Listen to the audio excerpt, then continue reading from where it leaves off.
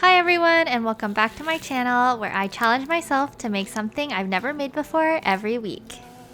Today I'm doing another episode in a series that I'm dubbing the Compilation Challenge, where basically I will make all of the recipes in a compilation. And today I am sacrificing my face and also my somewhat healthy sodium levels to do Aaron and Claire's 9 ways to enjoy ramen. Because eating ramen the same way every time is boring. On screen you'll see my extremely scientifically rigorous rating system, with which I'll use to rate every ramen, but of course these are just my opinions, so don't take it too seriously. Alright, with my Shin Ramyun in hand and also my pimple patches, let's just get started.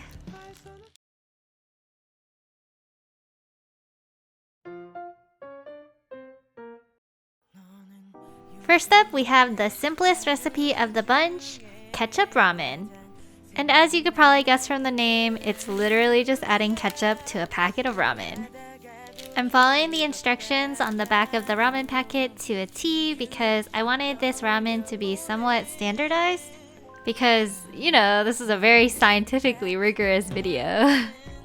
But of course, you should cook your ramen however you want to. When your ramen is like 90% cooked, just add in a tablespoon of ketchup, stir it in, and cook it the rest of the way. And that's basically it. Super easy. It's kind of crazy, but I could already smell the tomatoey flavor with just a tablespoon of ketchup mixed into the ramen. And it was surprisingly really good. Like with the smell, I was so surprised at how much difference just a tablespoon of ketchup could make in the overall flavor of the ramen. It makes this kind of sour, tomatoey, spicy soup, and it's really good. Especially for the amount of effort that it took. If you're tired of the boring old flavor of your ramen and you don't want to put in a lot of effort, this is the recipe for you.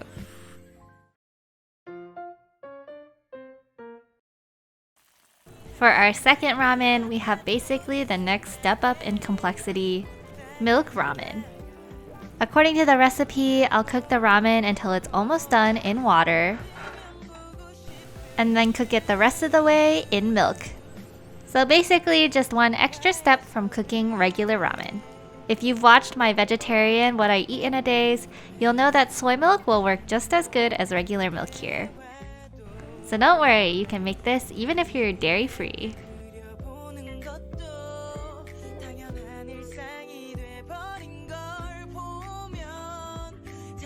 Just to be completely transparent, I personally am not the biggest fan of creamy noodles or creamy pasta, but I thought it was decent. I think if you're a fan of putting cheese on your ramen, you'll really like this recipe. It's basically the same idea, but that creaminess pervades the whole ramen instead of just the part you put the cheese on. And like the last recipe, it's a good way to change up the taste of your ramen without doing a lot of work.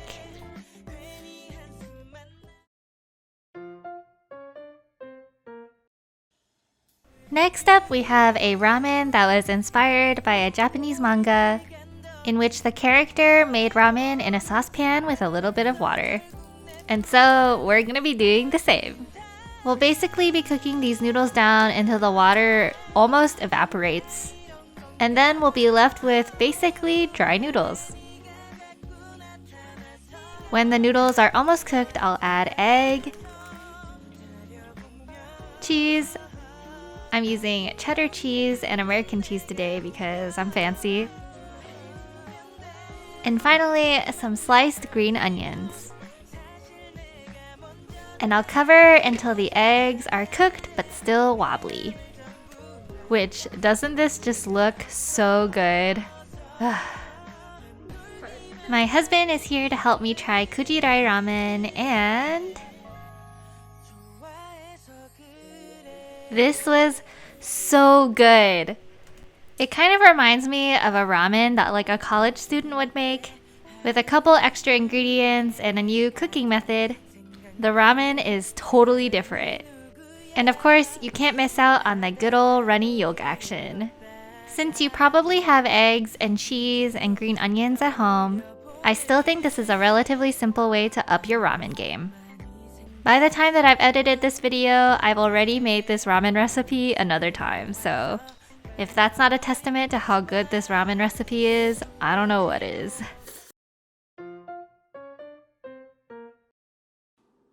Next up, we have a ramen that will imitate one of Korea's most beloved dishes, tteokbokki, which, if you didn't know, is stir-fried rice cakes with this kind of sweet and spicy sauce. A popular variant on tteokbokki is Raboki, which is essentially tteokbokki, but you also just add ramen noodles to it. In our case today though, we're omitting the rice cakes and just making this with ramen.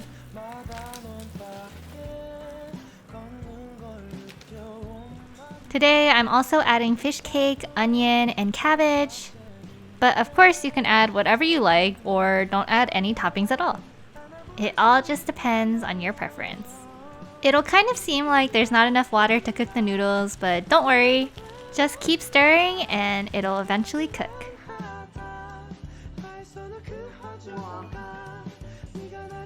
For the garnish, I'll be adding some green onions and also some sesame seeds. I decided to eat these with some Korean cheese corn dogs, cause why not just get all the Korean snack food in there? And I gotta say, it tastes exactly like tteokbokki. And I really like this recipe because, and this might be a little sacrilegious, but I personally don't like the rice cake texture in tteokbokki. So this is a great way to get the flavor of tteokbokki without the rice cakes.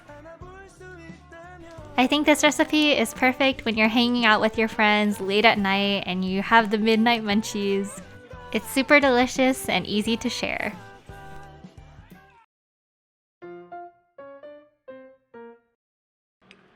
Next up, we probably have one of the more complicated recipes in this video, stir-fry ramen. And even though I'm saying that, it's not really that complicated. It's just a couple extra ingredients and stir-frying. Just like the last recipe, Erin says that you should use basically whatever is in your fridge, which I do appreciate because I always need good ideas for how to use up my leftovers. Especially cabbage. I always randomly just have cabbage in my fridge. Is that just me?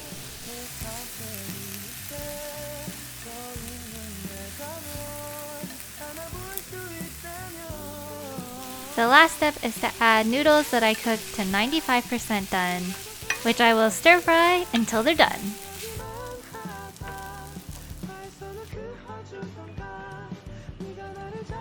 For me, you can't have stir-fried anything without a delicious, crunchy, sunny-side-up egg.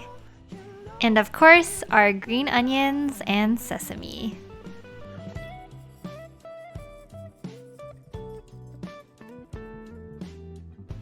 This turned out looking so nice that I don't think that I would have known that it was made with ramen noodles.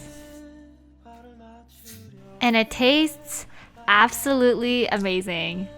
Like, I'm actually so shocked that this was made with ramen noodles. It really does remind me of stir-fried noodles that you would find at like a Chinese restaurant, for example. And it's so cool that you can recreate that flavor with a packet of ramen noodles and some vegetables and meat that you found in your fridge. So super amazing job by Erin and Claire. This one's definitely a keeper.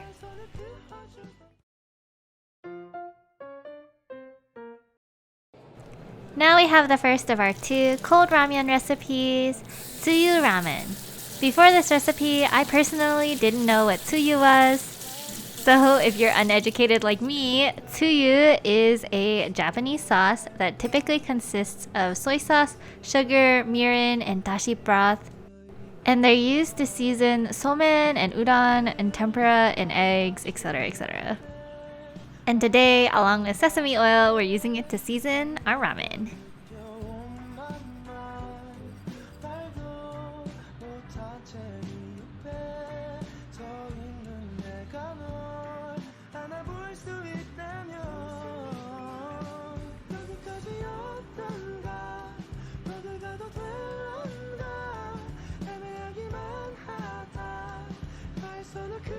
This recipe is super simple, but it turned out looking really nice. And it tastes super good as well. It tastes like something from my childhood that I can't quite put my finger on. So if you ever try this recipe and know where the taste is from, do let me know because I'm very curious. But what I know for sure is the combination of tsuyu and sesame oil and egg yolk is to die for. If you want something cold and fresh and easy to throw together, this recipe is for you.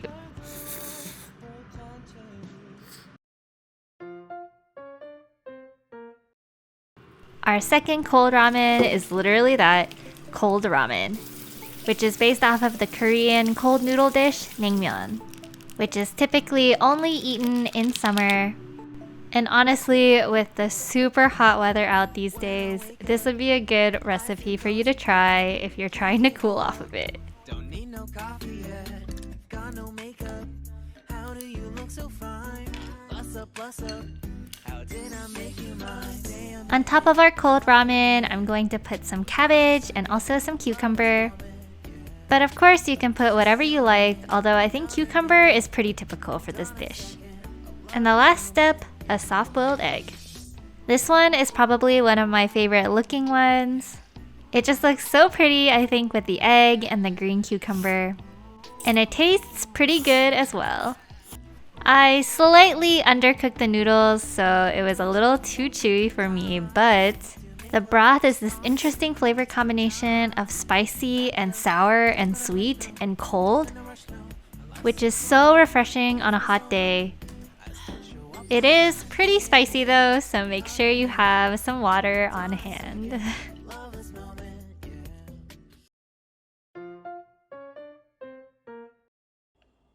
Alright, we're back to our warm soup ramens with green onion ramen, which I think gets its name from this green onion oil that we're making right now that will hopefully bring a deeper flavor than regular ramen. Just like the stir-fry ramen, I'm using some onions and pork here before adding the ramen seasoning. While with the stir-fry ramen, we would have just added our noodles right here. For this recipe, we're going to instead add some water and then boil our noodles in this water.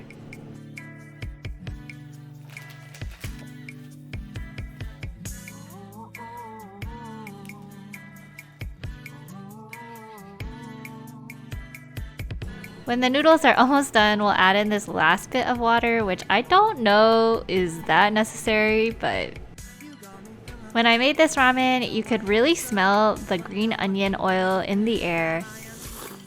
But unfortunately, I don't know that it really translated into the broth. To me and my husband, it really just tasted like regular ramen, which is kind of sad because I put a lot of green onion in here.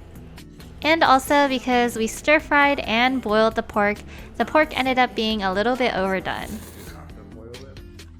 So sadly, this was probably one of the more disappointing recipes, but it's still good, I just wanted it to be better.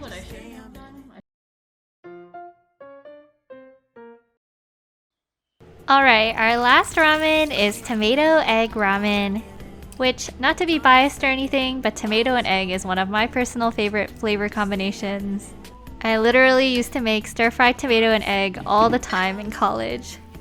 And then you add ramen to that, perfect. And it's also quite easy.